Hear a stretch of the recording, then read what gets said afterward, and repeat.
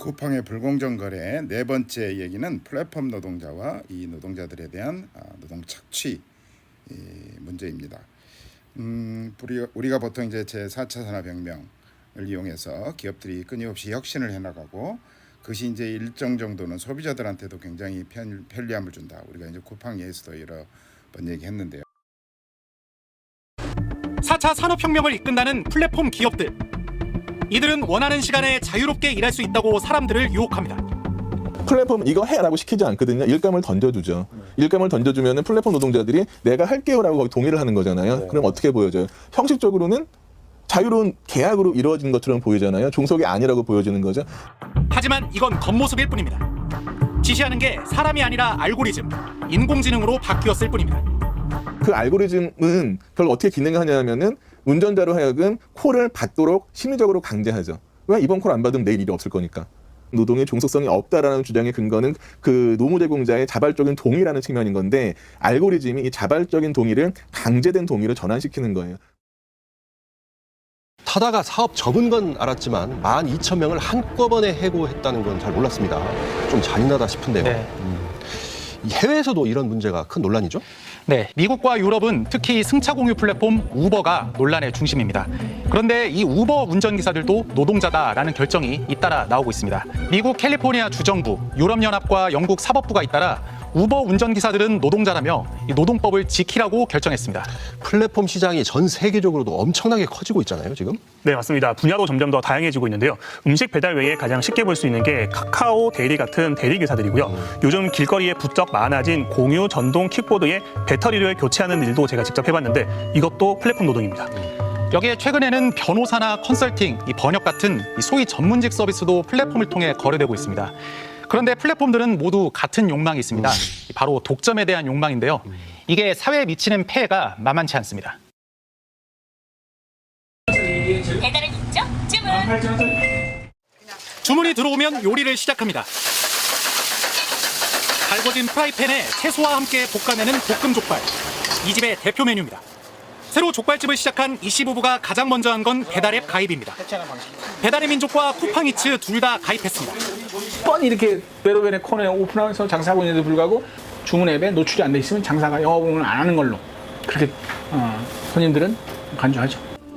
막상 가입하고 보니 수수료가 너무 비쌉니다. 배달의 민족은 앱 상단에 가게를 노출해주고 카드 수수료를 포함해 음식 가격의 10.1%를 가져갑니다. 배달료는 별도입니다. 쿠팡이츠는 그나마 정액제라 좀 낫습니다. 배달 한 건에 수수료 1,000원, 배달비 5,000원을 떼갑니다. 그런데 이것도 곧 바뀐다고 합니다. 이 체계가 8월 말까지 한시적인 거고 8월 말이 끝나면은 제 기억으로는 15%로 돌아온대나 하자니 부담되고 장사를 시작하는 입장에서 이 지금의 소비 트렌드를 따라가야 되고. 한국은 지금 플랫폼 전쟁 중입니다. 국내 배달음식 시장 규모는 20조 원. 이용자는 2013년 87만 명에서 지난해 2,500만 명으로 폭증했습니다. 현재 공정거래위원회가 심사 중인 배달의 민족과 요기요, 배달통의 합병이 성사되면 98% 점유율, 독점이 탄생합니다. 여기에 쿠팡이 도전장을 냈습니다. 쿠팡은 지난해 사상 최대 규모인 7조 1,000억 원의 매출을 올렸는데 영업 손실도 7천억 원이 넘습니다. 하지만 이런 손실은 신경 쓰지 않고 더 공격적으로 사업을 확장하고 있습니다. 당장 손해를 보더라도 더 중요한 건 시장 장악이기 때문입니다. 독점력을 확보하기 위한 기업들의 전쟁이 벌어집니다. 막대한 적자를 감수하면서도 초기에 큰 돈을 투자를 받은 기업들이 공짜로 배달앱을 깔게 해주고 아주 많은 혜택을 제공하면서 음식점들을 가입시키고 그러면서 경쟁자들을 다 없애버리는 거죠. 플랫폼은 독점을 욕망합니다. 소비자와 판매자 그리고 배송 노동자들을 자기 생태계 안으로 얼마나 많이 끌어들이냐가 곧 본입니다. 음식을 제공하고 있는 사업자가 많으면 많을수록 소비자가 이 배달 앱을 깔아서 사용해야 될 유인이 생겨요. 근데 소비자들이 더 많으면 많을수록 음식점 입장에서도 이 앱을 사용해야 될 이유가 늘어나요. 네트워크 효과 때문에 이미 여기 음식점이 이렇게 많고 고객이 많은 상황에서 누가 들어와도 옮겨갈 수가 없거든요. 5,000원짜리 식사 배달에 최대 12,000원을 주는 출혈 경쟁도 그래서 감소합니다. 하지만 언제까지 그럴까요? 이런 식으로 일단 시장을 장악하면 그 뒤에 따라오는 건 극단적 이윤 추구입니다. 지난 4월 배달의 민족 수수료 사태는 그런 플랫폼의 본질을 드러낸 사건이었습니다. 선택의 여지가 없잖아요. 바꿔도 우리는 대부분 시장을 플랫폼을 배달 앱으로 딱 장악하고 있으니까. 배달 노동자들의 노동 조건 역시 마찬가지입니다. 처음에는 많이 주다가 나중에는 결국 단가를 후려칩니다. 제가 처음에 시급제로 할 때는 최소한 13,000원 그렇게 해서 하다가 건당으로 넘어갔을 때 수입이 확 떨어지더라고요. 지지난 중간까지 2,400원이 있었어요. 그래서 경악을 했죠. 야, 이거는 무슨 단체 행동을 해야 되는데. 스마트폰, 초고속 통신, 인공지능. 플랫폼 산업은 이런 기술에 힘입어 태풍처럼 시장을 빨아들이고 있습니다. 고용은 하지 않습니다. 대신 일회용 노동을 그때그때 사들입니다. 그런 식으로 법과 규제를 피해갑니다. 자본주의의 사회보장 시스템은 일단 풀타임으로 일하는 노동자를 기준으로 놓고 그 사람에게 노후의 연금과 그리고 다쳤을 때의 산업재해 보험과 그리고 실업당했을 때의 실업급여와 이런 것들을 보장해주는 사회보장 시스템이었어요. 근데 노동자인지 아닌지를 명확하게 정의할 수 없는 분들이 계속 늘어나고 있는 거죠. 그게 플랫폼 노동인 거예요. 그래서 사회보장제도 자체가 흔들리게 되는 거죠. 혁신을 내세우는 플랫폼 기업들. 그러나 그 혁신은 일회용 노동에 기대고 있습니다. 고용에 따른 책임은 지지 않고 그 비용은 고스란히 사회 전체로 떠넘깁니다. 근로자를 사용했을 경우에 부담해야 되는 퇴직금이라든가 연장근로수당을 안 주니까 4대분 지급하지 않으니까 혁신적이겠죠. 하지만 어때요? 자본이 감당해야 되는 걸 국민한테 뿌리고 있는 거죠. 그런 방식으로 자기가 감당해야 되는 비용들을 외부화시키는 것들이 플랫폼 기업이 말하는 혁신의 본질이에요. 거기 그러니까 이제 플랫폼 기업이 혁신이라고 말하는 것이 이제 가짜라는 거죠. 예, 플랫폼 노동에 대한 개괄적인 소개 동영상을 이제 잘 보셨는지 모르겠습니다. 우리가 이제 일상적으로는 굉장히 편하게, 굉장히 간편하게 음식도 주문하고 또 물건도 쿠팡을 통해서 이렇게 구매하고 이제 이런 이면에 이런 배달 노동자들이 존재한다는 것은 미처 몰랐던 분들도 많이 계실 겁니다. 그래서 이런 부분에 대해서 우리가 조금 더 관심을 가져야 될 것 같고요. 자, 앞에서도 우리가 그 쿠팡에 대한 그 역사 개요를 설명할 때 얘기했습니다만은 이제 이런 플랫폼 사업자들이 이제 양면 시장이라고 하는 어떤 시장의 종류, 그러니까 기존의 어떤 단면 시장에 비하면 다른 속성을 가지고 있다. 그런데 특히 이제 쿠팡을 포함해서 이런 한쪽에서는 이제 소비자들 또는 이제 뭐 방문자들이라고 봐야 되겠죠. 우리가 만약에 이제 배달 음식을 시키면 우리 같은 사람들이 어떤 플랫폼을 이용할 것인가 해서 이제 검색도 하고 그러잖아요. 예를 들면 이제 이런 한쪽에 이런 소비자들 또는 방문자들, 그 다음에 다른 한쪽에는 판매자들 또는 셀러들. 쿠팡 같은 경우에는 이제 주로 소상공인 자영업자들이 많이 있겠죠. 음식점을 한다든가. 그래서 이렇게 양면 시장을 가지고 있고 한쪽에서는 굉장히 소비자들을 확보하기 위해서 자기 플랫폼으로 끌어들이기 위해서 싱글 호밍인 거죠. 이제 이런 사람들을 자기 플랫폼에 하기 위해서 굉장히 치열한 경쟁, 뭐 쿠폰을 준다든지 할인 혜택을 준다든지 이렇게 하고 그렇게 확보한 사용자들을 기반으로 해서 판매자들, 셀러들로부터는 이제 독점력을 행사하는 뭐 플랫폼 노동에 대해서도 마찬가지고요. 그런 시장을 바로 뭐라고 하냐면 이 경쟁적 병목 시장이라고 그런다.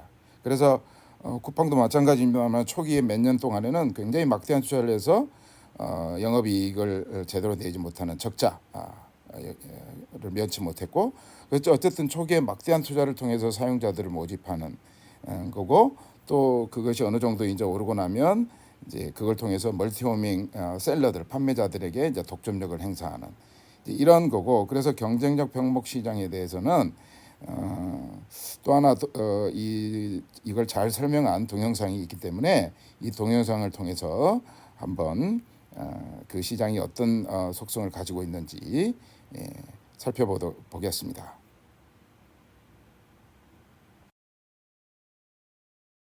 플랫폼을 둘러싼 양쪽의 시장 중에서 한쪽에서는 독점 시장이 형성이 되고 다른 쪽 시장에서는 경쟁 시장이 형성이 되는 그런 독특한 시장이 있거든요. 이걸 설명하려면 일단 좀 생소한 멀티호밍, 싱글호밍 이런 용어들을 좀 설명을 드려야 되는데요. 싱글호밍은 이용자들이 플랫폼을 하나만 이용하는 경우를 싱글호밍이라고 합니다. 그리고 이용자들이 다수의 플랫폼을 동시에 이용하는 걸 멀티호밍이라고 하는 거거든요. 싱글호밍은 이용자들이 가는 집이 하나밖에 없다는 뜻이고요. 멀티호밍은 여러 개의 집에 동시에 간다는 뜻이에요. 싱글호밍 쪽 이용자들을 싱글호밍 쪽 시장에서 플랫폼들이 아주 치열하게 경쟁해가지고 이용자들을 내 이용자로 확보하는 거예요. 음의 가격을 지불하더라도 여기서 돈을 잔뜩 넣어서라도 어떻게든지 이용자들을 내 플랫폼만 이용하도록 만들고, 일단 내 플랫폼만 이용하는 이용자들이 잔뜩 생기면 그 다음에는 이 이용자들을 멀티호밍 이용자들한테 파는 거예요. 사실은 내가 돈 주고 이용자 사와가지고 멀티호밍 이용자들한테 나한테 독점적으로 나한테만 있는 이용자들을 돈 받고 파는 거거든요. 여기서는 이 이용자들은 나한테만 있기 때문에 내가 독점 사업자잖아요.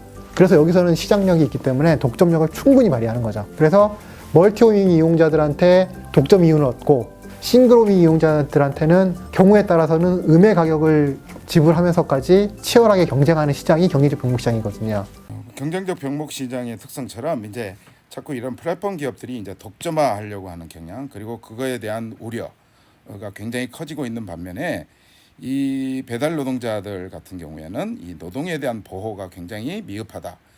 실제로 고용자로서의 어떤 지위가 보장되지 않기 때문에 기존의 어떤 노동 보호와 관련돼 있는 우리로 치면 이제 뭐 근로기준법, 그러니까 노동 3법이 되겠죠.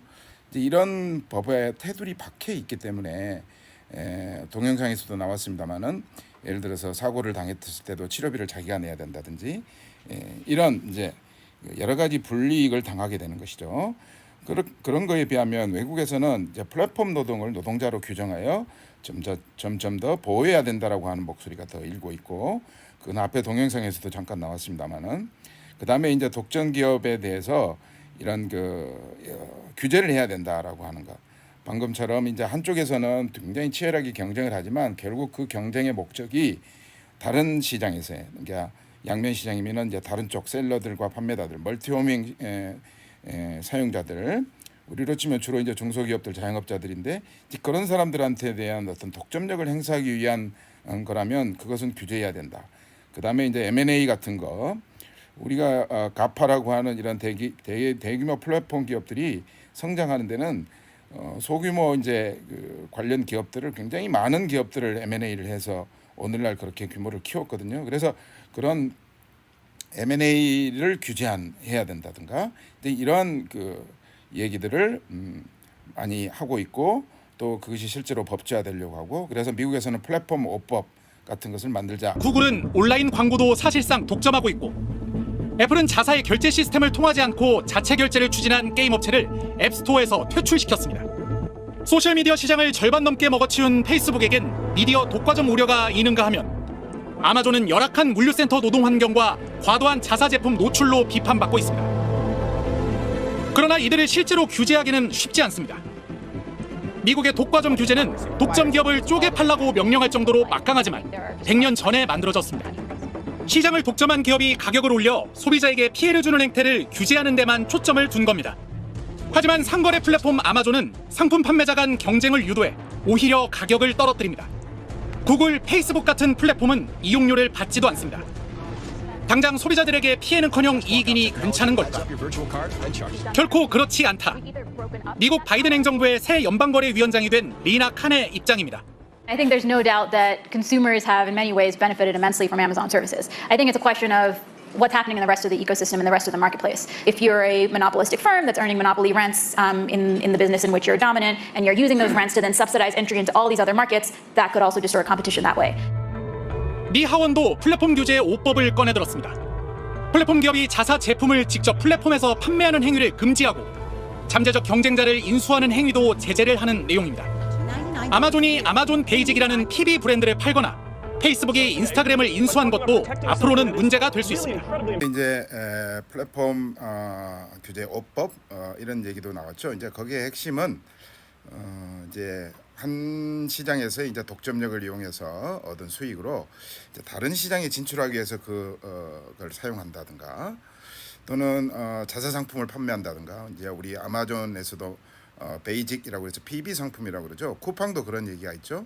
쿠팡의 PB 상품 이제 자사 제품을 우대한다 이런 얘기 있었는데, 예를 들면 그런 행동이라든가, 또는 관련 기업들을 M&A 해가지고 덩치를 키운다든가, 이런 것을 규제해야 된다는 얘기들이 있었고, 이제 앞으로는 이제 그런 규제가 더 강화돼야 되는데, 이제 물론 이 규제가 쉽지는 않습니다. 여러 가지 학문적으로는 증명해야 될 것들이 많기 때문에 그게 이제 쉬운 것은 아니지만 이런 피해가 많이 발생하고 있다.